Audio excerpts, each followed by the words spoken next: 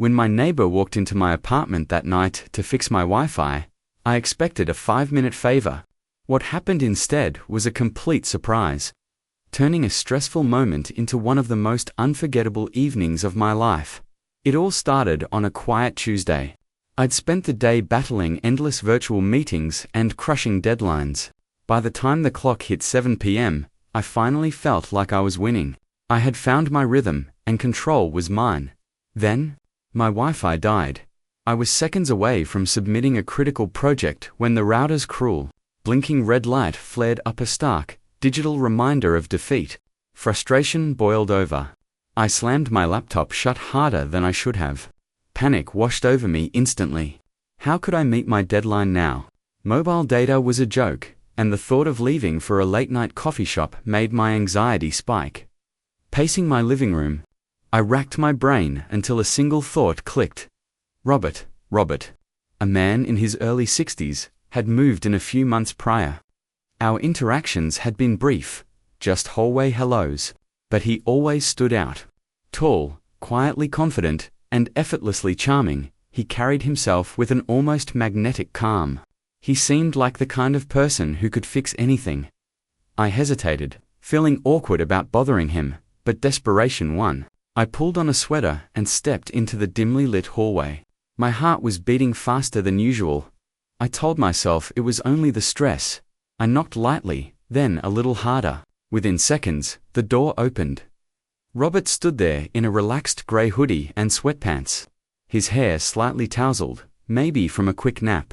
His look of surprise dissolved into a genuinely warm smile. "Hey neighbor, what's up?" he greeted, leaning casually against the doorframe. "My Wi-Fi just totally quit," I admitted, trying to keep the panic out of my voice. "Do you know anything about fixing routers? I'm in a serious bind." He chuckled softly, and the sound was immediately calming. "Sure, let me grab my gear. Give me a second." Relief washed over me. He reappeared moments later with a small toolkit and gestured for me to lead the way.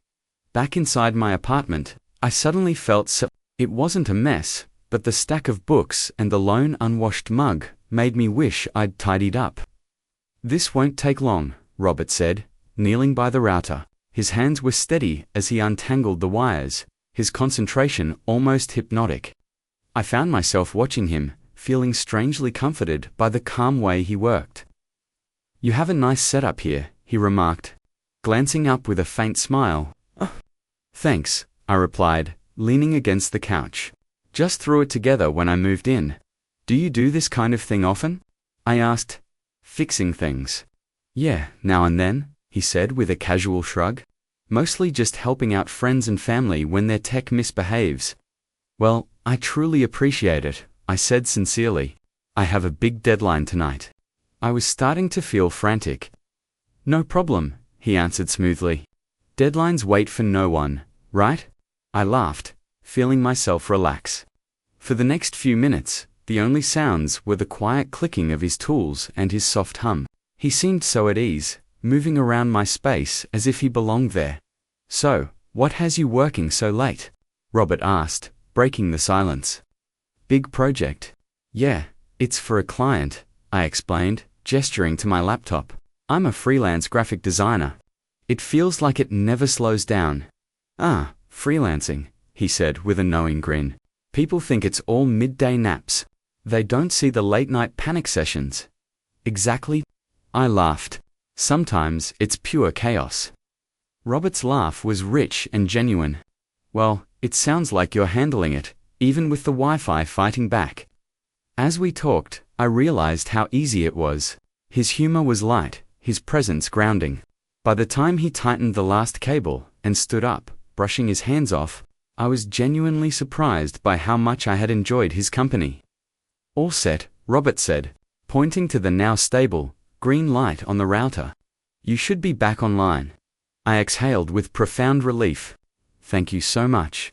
You truly are a lifesaver." "It's nothing," he replied, waving his hand. "But if it gives you trouble again, just let me know." As he made to leave, a small pang of disappointment tugged at me. I wasn't ready for the interaction to end. On impulse, I blurted out, "Hey, Can I at least offer you a coffee or something as a thank you? Robert paused, then smiled. Sure, I wouldn't say no to a cup of coffee. My nerves buzzed with a mix of gratitude and something I couldn't quite name as I moved to the kitchen. I was oddly excited. When I handed him his mug, he took a slow sip, leaning against the counter. This is good, he said warmly. You're spoiling me now. It's the least I can do after you saved my deadline, I replied. From there, the conversation flowed effortlessly. We talked about everything from the quirks of the building to our favorite spots nearby. Time seemed to blur. The mounting storm outside, forgotten as our connection deepened. It wasn't until a rumble of thunder echoed in the distance that I realized how late it had become. The room glowed softly under the warm overhead light. In that moment, the air felt different. Robert's steady, intense gaze lingered on mine, and my breath hitched. Something unspoken began to pulse, between us, undeniable, yet fragile. Thanks for the coffee, Robert finally said, his voice lower, softer. Anytime, I replied, my heart beating faster than I cared to admit. When Robert left, the silence in my apartment felt heavier than usual. The entire evening had shifted something indefinable, and I knew I wouldn't forget this night. A deep certainty settled in. This wasn't the end. I sat back down, watching the router's steady green light. It mocked the chaos swirling inside my head. Robert hadn't just fixed my Wi-Fi. He had shifted something intangible within me. I tried to focus on my project, but my thoughts refused to settle. The way he smiled when he sipped his coffee. The sound of his genuine laugh. The way our eyes held contact for a moment too long. It all replayed like a loop I couldn't escape. The rain picked up, tapping against the window in rhythm with my racing pulse. I glanced at my phone, tempted to send a needless thank you text.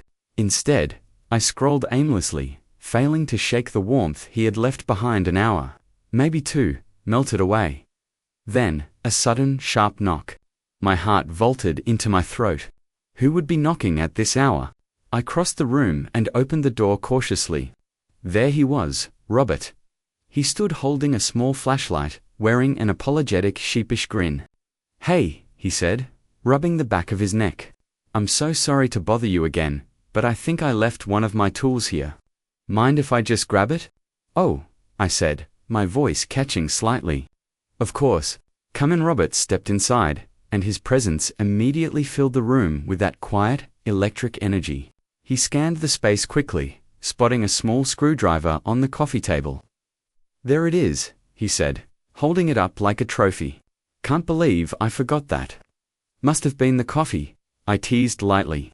Must have been, he echoed with a smile. But instead of heading straight for the door, his gaze shifted to the window, watching the rain streak down the glass. It's really coming down out there, he observed. Yeah, I replied softly, joining him by the window. One of those proper storm nights. For a moment, neither of us spoke.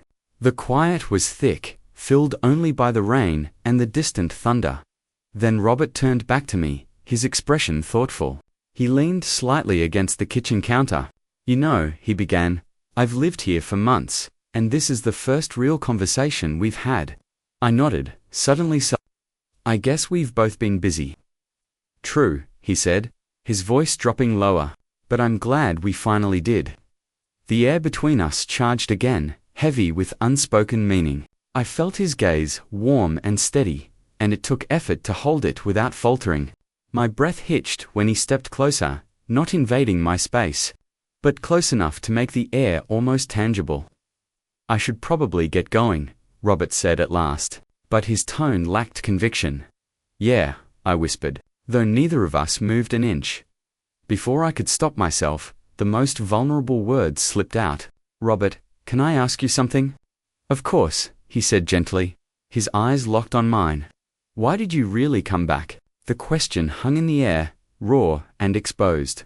Robert hesitated, his hand tightening around the flashlight. Then he spoke, his voice low and honest. Truthfully, I wasn't ready to leave. His words sent a thrilling, terrifying jolt through me. My mind scrambled, but silence was all I could offer. Robert noticed my conflicted stillness and stepped back slightly, giving me air. "I'm sorry if that was too much," he said sincerely. Tonight felt different." "It did," I admitted, my guard dissolving. His eyes softened, and a relieved smile tugged at his lips. "Well," he said after a beat, his tone lightening just enough, "I should let you get back to that deadline. Don't want to be the guy who distracts the freelancer." I laughed, the tension breaking. "Too late. You already are," he chuckled, lifting his hands in mock surrender. Guilty as charged. This time when he moved toward the door, I didn't try to stop him, but as I walked him out, a part of me wished I had. "Good night, Robert," I said softly. "Good night," he replied, his smile lingering even after the door clicked shut. Leaning against the door, my pulse still racing, I knew tonight had been the beginning of something. I couldn't define it, but it left my usually quiet apartment feeling even emptier. For the first time in a long while, I wasn't sure I liked the silence at all. The following evening, I caught myself glancing toward the hallway far more than I wanted to admit. Robert's visit had left a lingering impression I couldn't shake. Every creak of the floorboards or muffled sound outside made my pulse quicken with mad, undeniable anticipation. He was on my mind. I tried to work, but the memory of his warm smile and quiet confidence replayed endlessly. Before, Robert was just a polite neighbor. Now, he occupied every corner of my thoughts. The next knock at my door startled me so much I almost spilled my coffee. Setting the mug down, I hurried over, my heart pounding. And there he was again, that familiar, disarming smile on his face. "Hey," Robert said, holding up his small toolkit. "I know this sounds ridiculous, but I was replaying your setup in my head last night, and I realized there's a small adjustment we could make to improve your signal stability." He looked earnest. "Mind if I take another look?" I blinked, caught off guard, then stepped aside, gesturing him in. "Sure, if it helps, why not? Promise this won't take long," he said, already heading toward the router with easy focus.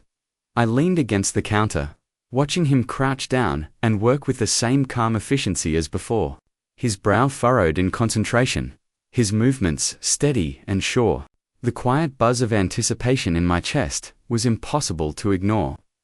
"You weren't kidding about being thorough," I said. Breaking the charged silence, Robert glanced up, a faint smile tugging at his lips. "What can I say? I'm a perfectionist." I laughed softly. "Well, I appreciate it. Though, I have to admit, I didn't expect you to make a second trip just for my Wi-Fi." His smile deepened, his gaze holding mine for a moment longer than necessary. "Guess I'm full of surprises." The air shifted again. I found myself holding my breath. Robert seemed to sense it too, clearing his throat before turning back to the router. "So," he said casually, though his voice was softer now, "what's keeping you busy tonight?" "More deadlines." "Unfortunately, yes," I replied, gesturing toward my laptop. "The glamorous life of a freelancer," he chuckled, shaking his head. "It has its moments," I admitted with a smile. "But most of the time, it's just me, my laptop, and way too much coffee." Robert nodded thoughtfully, his hands adjusting the cables. "I get that. My work's similar. It's mostly just me, a computer, and fixing other people's problems. Sometimes I feel like I spend more time helping everyone else than focusing on what I really want to do." I tilted my head, intrigued by the rare vulnerability in his tone. "And what is it you really want to do?" He paused, glancing up at me with a look that was equal parts hesitant and sincere. "Photography," he said finally. "It's always been my passion," he finished. "But life gets in the way, you know? Bills, responsibilities. I guess I just let it slip." I nodded, feeling the weight of his words. "It's not easy balancing what you love with what you have to do." "No, it's not," he agreed, a hint of wistfulness in his voice. "But conversations like this remind me why I fell in love with it in the first place." A warmth spread through my chest, surprising me. "For what it's worth," I said softly, "I think you should go for it. Life is too short not to chase what makes you happy." Robert's gaze softened. For a single moment, the world seemed to fade away. leaving only the quiet intensity of his eyes locked on mine. My heartbeat quickened every second, stretching out. "Thanks," he said after a beat, his voice low. "That means a lot." A crash of thunder rolled outside, snapping the moment back into reality. Robert straightened, brushing off his hands. "All set," he said, his tone lighter now. "Your Wi-Fi should be solid as a rock." "So, I guess that means no more excuses to knock on my door," I teased, though the words felt heavier than I intended. He chuckled, his smile gentle. "Guess not." As he gathered his tools, I felt an unexpected reluctance. His presence filled the space so naturally. It was hard to imagine him leaving again.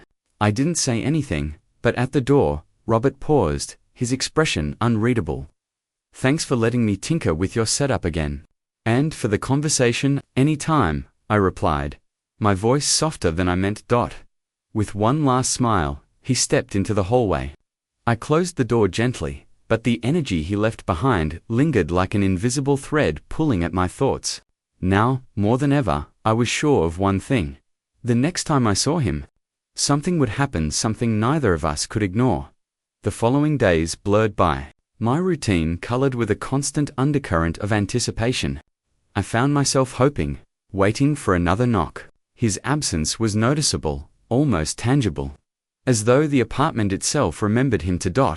And then, one stormy evening, the lights flickered. The Wi-Fi held steady this time, but the sight of the router pulled me straight back to the memory of Robert crouched beside it, calm and focused, filling my apartment with his presence. As I sipped my tea, staring at my glowing laptop screen, I wondered if he was home, maybe thinking of our conversations the way I was. That's when another knock rattled my door.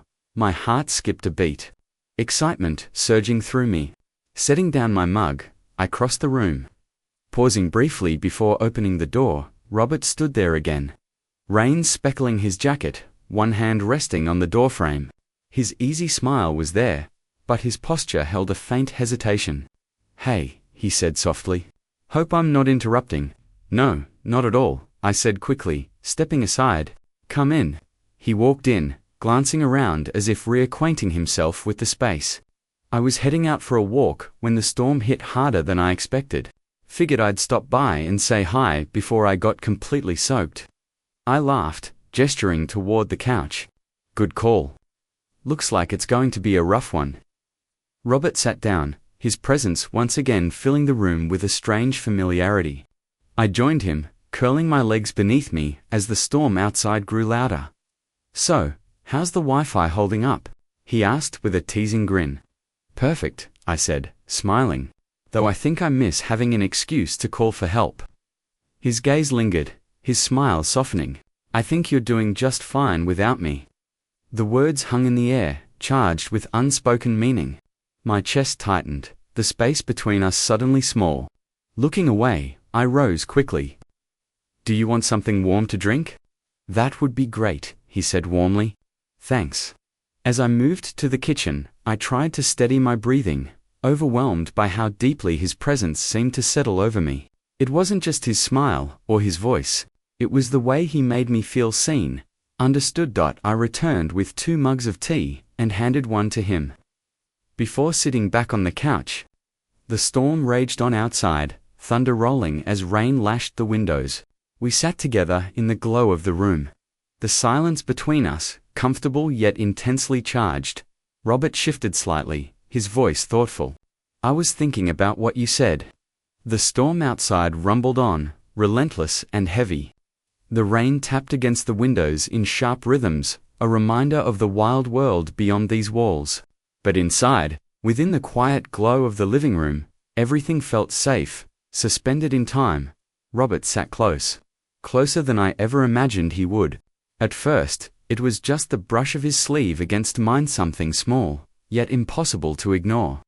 My heart had been restless all evening, and now it beat in quick, uneven patterns, as if it already knew something was about to happen. For a long moment, neither of us spoke. The silence was not empty. It was charged, like the air right before lightning strikes. My mind raced through all the times we had laughed, all the times I had caught his gaze lingering. All the unspoken feelings were finally pressing their way to the surface. His hand shifted slightly, brushing against mine. It wasn't deliberate at first, but then it was. His fingers lingered, steady and certain. A question, a confession, an invitation. When I looked at him, he was already watching me. His eyes carried that same storm I felt in my chest, restless, searching, vulnerable. "Is this okay?" he asked softly, his voice so gentle it nearly drowned beneath the thunder. I swallowed hard, my breath uneven. Words refused to form, but I managed the only answer that mattered. I nodded, and then everything changed. His lips met mine. Not rushed, not careless, but slow and deliberate, as if he wanted to memorize the moment, frame by frame. The storm outside seemed to pause, the thunder fading into silence. My chest tightened, and for the first time in a long time, I let go of everything else, every doubt, every fear, every wall I had built. I leaned into him, my hands finding his shoulders. His warmth spread through me, grounding and overwhelming all at once. The world shrank to this one point of connection. The kiss wasn't just a kiss. It was a release, 1,000 unspoken feelings finally finding a voice without a single word. When we pulled apart, I felt dizzy, like the ground beneath me had shifted. Robert's forehead rested lightly against mine, his breath brushing my cheek. He smiled, small but unshakably real. "What's wrong?" he whispered, almost laughing. "Nothing," I said, my own smile tugging at the corners of my lips. "It just feels right." His gaze softened in that moment, and with a quiet nod he replied, "It does." We stayed there, lost in the stillness, while the storm outside raged on. The thunder rolled, but it no longer mattered. There was no rush to name what this was, no need to force answers or explanations. It was enough just to feel it, to be wrapped up in the warmth of his presence, knowing deep inside that something had shifted in a way that could never be undone. Minutes slipped into hours. At some point, the storm softened, the rain falling in a calmer rhythm against the glass. Robert sighed and leaned back slightly, glancing at the clock with a reluctant expression. "I should probably head home before it gets too late," he said quietly, the hesitation clear in his voice. "You don't have to," I blurted out before I could think. My voice was softer than expected, but it carried all the certainty I felt. His brows lifted, his lips curving into a slow half-smile. "Are you sure?" I nodded, meeting his gaze without wavering. "Yes, stay." Something in his shoulders relaxed, as though he'd been waiting for permission. He leaned in and pressed the lightest kiss to my forehead, a simple, gentle gesture that said more than words ever could. "Okay," he whispered. The hours that followed weren't marked by anything grand or dramatic. We just sat together, talking in hushed voices, laughing over small stories, and sharing quiet glances that communicated everything words couldn't. The storm outside had become nothing more than background music, a soft reminder of how the night had begun by the time I finally rested my head against his shoulder. The only thing I felt was profound peace. For the first time in a long while, my restless heart had found calm, not in the absence of chaos, but simply in the presence of him. I hadn't felt this way in years. Whatever this was, whatever it might become, I knew one thing for certain. I didn't want to let it slip away. Even now, I often replay that stormy night in my mind. It began so simply, with a knock at my door, but it unfolded into something that would change my life forever. Every time I glance at the router in the corner of my apartment, I can't help but smile. That small, mundane Wi-Fi problem brought Robert into my life in a way I never could have expected. We've come such a long way since then. That night was just the beginning of a story neither of us saw coming. These days we laugh about it, how he came to save the day by fixing my internet, only to stay and fix something far deeper inside me. Life with Robert has been a whirlwind ever since. Unexpected, filled with laughter, yet grounded in a quiet understanding we discovered that night. He still teases me about my stubborn DIY attempts before I finally call him for help. And I still roll my eyes whenever he smugly reminds me that he's just down the hall if I need him. It's become our little dance, as natural as breathing. Sometimes, when the rain pounds against the windows, I think back to how that storm mirrored what I was feeling inside: chaotic, unsteady, and overwhelming. But just as the skies eventually cleared, so did my doubts. Robert became my calm after the storm, a steady, reassuring presence in a world that had always felt too unpredictable. We've spent countless hours together since that first night. No, we haven't put a label on what we are. But maybe we don't need to. What truly matters is how he shows up for me, only when something's broken, but also in the quiet, ordinary moments. Whether it's coffee in the morning, trading stories about our day, or simply sitting together in silence as the city hums around us. There's a connection that makes me feel like I've finally found my place. Looking back, I never would have guessed that such an ordinary evening could spark something so extraordinary. But I'm grateful every single day for the storm, for the faulty Wi-Fi, and most of all, for the neighbor who turned out to be so much more. So, what do you think of my story with Robert? And do you have any advice for me? Let me know. I'd love to hear your thoughts.